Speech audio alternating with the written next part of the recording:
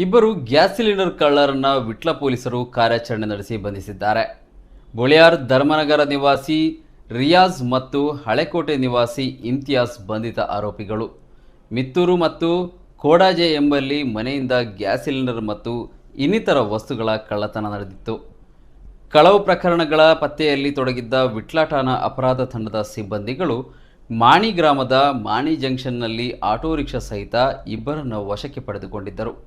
ವಿಟ್ಲ ಠಾಣೆಯ ಮಿತ್ತೂರು, ಕೋಡಾಜೆ ಮನೆ ಕಳವು 2 ಪ್ರಕರಣಗಳಲ್ಲಿ ಹಾಗೂ ಪುತ್ತೂರು ನಗರ ಠಾಣಾ ವ್ಯಾಪ್ತಿಯ ಶಾಲೆ ಹಾಗೂ ಅಂಗನವಾಡಿ ಕಳವು 2 ಪ್ರಕರಣಗಳಲ್ಲಿ ಭಾಗಿಯಾಗಿರುವುದು ಪತ್ತೆಯಾಗಿದೆ ಎಂದು ಪೊಲೀಸರು ತಿಳಿಸಿದ್ದಾರೆ.